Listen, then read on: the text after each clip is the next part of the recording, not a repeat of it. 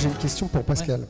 Bon, même si tout à l'heure on a été super rassurés par nos éminents spécialistes sur le fait que la fin du monde finalement n'arriverait pas, puisqu'on allait passer en permaculture et réussir à inverser la tendance.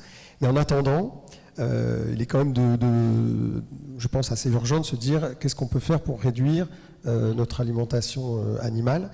Et je me disais, dans un grand restaurant étoilé, comment faire que demain on arrive à faire venir des convives sans avoir ces produits nobles que sont traditionnellement le poisson, la viande, les crustacés, le gibier, et même si c'est en plus petite quantité, comment faire pour rendre les légumes sexy. Nous, c'est un défi qu'on essaie de relever depuis 18 ans.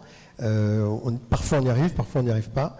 Donc je suis curieux d'avoir de bons conseils.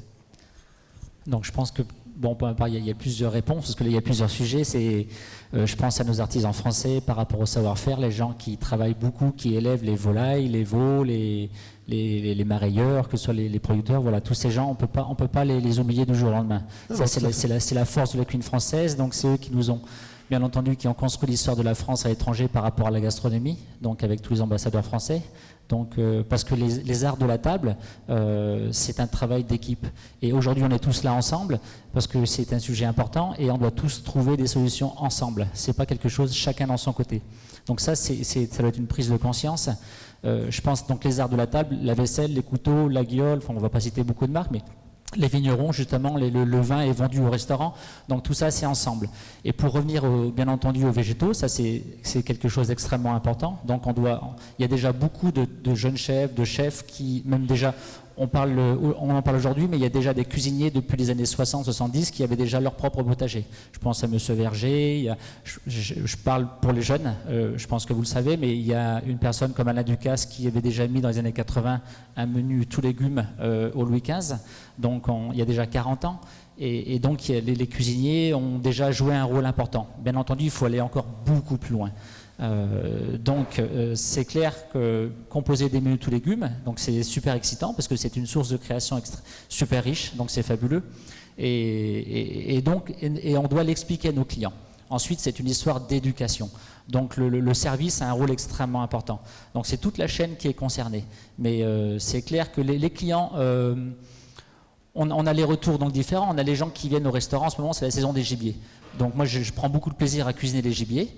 Mais par exemple, depuis 3-4 ans, je ne cuisine plus de perdreaux parce que trouver des vrais perdreaux sauvages, c'est quasiment impossible. Maintenant, ils sont limite élevés, on leur jette des grains, donc il n'y a plus de goût. La caille était un gibier au siècle dernier. Aujourd'hui, il n'y a que l'élevage. Le sauvage n'existe plus. Donc, il y a une part de sauvage dans beaucoup de choses. Donc, il y a également les plantes sauvages qui sont ramassées, donc beaucoup de botanistes ont fait un gros travail. Je suis originaire du centre de la France, de l'Auvergne. Un de mes meilleurs amis, Eric Vallée, est botaniste, donc m'a beaucoup enseigné les plantes sauvages. Donc je les intègre également beaucoup dans la cuisine. Après, en tant que cuisinier, les mettre sur un menu ou à la carte ou cuisiner avec du légume pour faire mode ou pour faire bien, je suis contre ce système. Moi, ce que je demande, là, j'ai envie de m'adresser à tous les jeunes. Donc, c'est quand on fait quelque chose, de le faire en profondeur, d'aller vraiment au fond des choses. Quand on va faire un stage dans un restaurant, quand on s'implique dans quelque chose, il faut le faire à fond. Si c'est mettre du mélilo, de la Tanésie et le vin de mai pour faire joli sur un menu, non.